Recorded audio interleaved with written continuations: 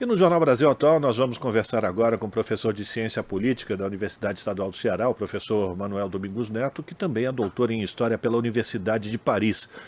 Muito bom dia, professor Manuel, seja muito bem-vindo aqui no Jornal Brasil Atual. Tudo bem com o senhor? Uma grande satisfação conversar com você e com todos os que acompanham esse canal. Alegria nossa também, nesse dia da proclamação da República, professor Manuel Domingos Neto, vamos falar sobre a história que as Forças Armadas estão escrevendo sobre o governo Bolsonaro. O senhor escreveu aqui um artigo em que o senhor fala, inclusive, resumindo, que pelas armas o Brasil não sustenta a política externa soberana e nada disso angustia os generais brasileiros. O que leva o senhor a fazer uma afirmação como essa, professor? É a nossa incapacidade de dissuadir inimigos, eventuais inimigos, né? Não temos inimigos, mas poderemos tê-lo à medida em que a política externa demanda posicionamentos objetivos, acordos, parcerias. Alguém pode se aborrecer. E em se aborrecendo, não temos condições de sustentar o nosso posicionamento em política externa através da força. A Força Armada serve exatamente isso, para preservar a capacidade do Estado de segurar suas posições externas. Deveria servir, não obstante, as nossas forças, as forças do Estado brasileiro, estão mais voltadas, mais inquietas para a intervenção interna. Estão sempre à caça de inimigos, né? E conflitos internos, estão sempre à caça de presença na condução dos negócios políticos. E até mesmo como nós estamos assistindo, lamentavelmente, hoje, nessa data de proclamação da República, um verdadeiro atentado à ideia contida na proclamação de 15 de novembro de 1888. A proclamação era de um novo regime, a República, que ensejasse a soberania popular. A soberania popular é o quê? O respeito à voz da maioria. Não obstante, hoje nós assistimos pelo Brasil afora manifestações de pedidos de intervenção militar. Intervenção militar. Ou seja, a quebra da República, a instauração da tirania, a negação da soberania popular e, ao mesmo tempo, o achincalhamento dos instrumentos armados. Esse pessoal que vai para os quartéis está aí hoje se manifestando. Eu acho que a última tentativa da ultradireita de levar na marra, esse pessoal ele ofende a honra militar, porque Forças Armadas não são instrumentos, não podem ser instrumentos para negar a soberania popular. Estamos saindo de uma eleição, temos um presidente consagrado, interna e externamente, e não obstante, há esses grupelhos aí, coordenados, mantidos pela força da grana de ninguém sabe quem, tentando essa desesperada saída. São baderneiros, desrespeitosos das instituições e desrespeitosos da opinião da maioria dos brasileiros.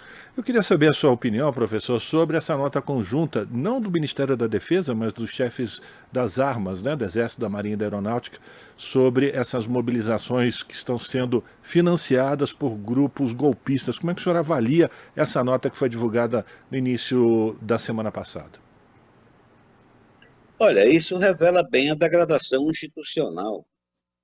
Esses homens deveriam estar se sentindo ofendidos, como é de fato o que ocorre, né? Estão ofendendo as Forças Armadas. E, não obstante, eles terminam estimulando. Isso é inadmissível, absolutamente inadmissível. Foge a qualquer padrão republicano no dia da República. Foge a qualquer ideia de legalidade.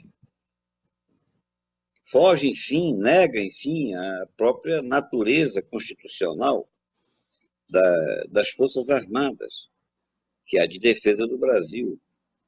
Porque o que ocorre hoje, no dia da República, ao se pedir intervenção armada, é um verdadeiro atentado à pátria. É uma covardia. Sabe? É uma covardia. Agora, pois não, professor. O povo não tem armas. O povo tem voto. O povo tem voto. Não dá para confrontar as armas, pagas inclusive pelo povo, com as urnas. É a negação completa da dignidade republicana. Agora, professor, como é que o senhor avalia esse retorno desses militares que foram colocados em diversos cargos administrativos, aparelhando diversas áreas, inclusive da área da saúde, que é a mais bizarra de todas, com o resultado que a gente conhece, a partir da atuação do general Pazuello? O país alcançou números inimagináveis de mortes que poderiam ser evitados por conta da Covid-19. Como é que o senhor avalia esse retorno desses militares para a caserna, para os quartéis, para as funções para as quais o Estado paga soldos a essas pessoas? Como é que o senhor avalia que vai se dar esse processo nesse governo de transição e há também o retorno de um Ministério da Defesa para o controle civil? Olha, eu não creio que esse seja a grande questão.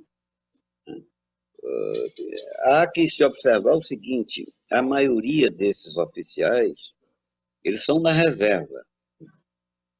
Alguns, certamente, poderão, inclusive, continuar, porque é normal, numa república, o aproveitamento de certa capacidade técnica dos militares, né, em diversos setores. Mas o absurdo é o que foi feito, a ocupação da máquina governamental. Isso não vejo com dificuldade isso, porque os comandantes, os da ativa, saberão muito bem que se trata de um direito consagrado. O presidente Lula foi eleito. Se não puder governar com suas próprias forças, há uma corrente que foi vitoriosa nas eleições. Então, trata-se de respeito. Agora, me parece que a função dos militares ela foi um tanto quanto deturpada, e está hoje deturpada profundamente, por conta das múltiplas atribuições que lhes são dadas. Acho que a missão essencial é a defesa contra o potencial agressor. À medida em que os militares se liguem nisso, eles vão deixar essa mania de ocupar tudo quanto é coisa, de mandar em tudo, né? Os militares precisam preparar o país, a defesa do país. À medida em que essa ideia prevaleça, vejam bem, o país está indefeso. Está indefeso o Brasil. É uma questão de extrema seriedade. À medida que essa noção prevaleça, a missão das Forças Armadas definida, o resto vem por consequência. Eles terão que se dedicar a essa tarefa central, que é uma das tarefas mais nobres que se pode entregar a algum agente público, né? A defesa do coletivo nacional.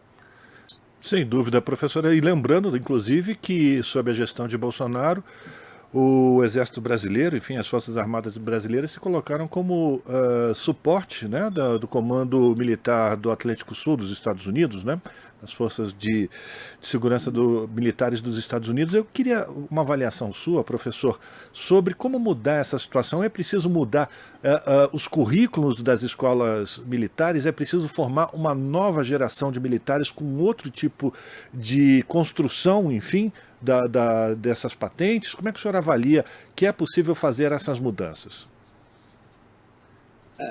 Às vezes as pessoas imaginam que mudando o currículo de escola militar, tudo vai entrar nos eixos. Mas isso não tem cabimento, né? O que tem que se mudar são as prioridades, são as missões. Os cursos, a formação dos profissionais são definidas a partir de missões. Se, por exemplo, se estabelece a noção de que nós precisamos ter autonomia em armas e equipamentos, sobrará muito pouco tempo para que os militares pensem em outras coisas. Há também essa atuação difusa das Forças Armadas, em particular do Exército, fazendo de um tudo no país. Isso é extremamente nocivo, como eu já me referi. Veja, as corporações elas têm autonomia para definir os cursos, a formação. Elas têm autonomia para isso. Agora, só elas podem fazer isso. Inclusive, no passado já houve tentativa, no tempo do ministro Jobim, e, enfim, é impossível, inimaginável que de fora queira se interferir numa autonomia institucional. O que os militares não podem ter autonomia é quanto à missão, a missão que lhes é dada. À medida em que essa missão seja claramente definida, o resto vem por consequência, como eu já me referi. E nisso cumpre essencialmente ao presidente da República, que é o comandante supremo das Forças Armadas. Sabe? O comando tem que, como eu disse no artigo que você mencionou, o comando tem que saber estabelecer metas, diretrizes, missões, prazos, tem que saber cobrar a execução das coisas. E aí, em consequência, os cursos serão revistos. Agora, ainda sobre esse aspecto dos cursos, porque se fala muito nisso, acha que isso aí é a grande solução, eu queria lembrar o seguinte: os militares são formados numa concepção muito própria, desde jovem, acerca da história do Brasil, do processo social brasileiro. E essa interpretação que eles dão ao processo social brasileiro define a força como central, como, digamos assim, um grande ator da construção do Brasil. É como se a existência da nação fosse uma dádiva do quartel. E, nesse sentido, se trata de uma concepção absolutamente inaceitável, porque ela distancia a percepção civil da percepção militar. Ora, isso é inadmissível. O militar tem que sentir o Brasil do mesmo jeito que a sociedade sente. Tem que perceber, tem que perceber a sociedade tal como sabe, o homem comum, o brasileiro comum percebe. Essa de atribuir papel central na construção da nacionalidade à Força Armada é alguma coisa muito nociva. Nesse sentido, para concluir a sua questão, há muito o que se fazer nessa matéria. Perfeito. Quero agradecer a participação do professor de Ciência Política na Universidade Estadual do Ceará, doutor em História pela Universidade de Paris, professor Manuel Domingos Neto, falando aqui sobre o papel que os militares estão exercendo, principalmente durante o governo de Bolsonaro, que Está terminando agora. Professor, muito obrigado pela sua participação. Forte abraço para o senhor. Pois não. Me permita só uma pequena correção. Pois não. Eu sou professor aposentado da Universidade Federal Fluminense. Fluminense. E fui professor da Estadual do Programa de Pós-Graduação em Políticas Públicas da Estadual do Ceará. Perfeito. Um grande prazer conversar contigo. Um forte abraço, professor. Até uma próxima. Grande abraço. Agora são... Estamos apresentando Jornal Brasil Atual. As notícias que os outros não dão.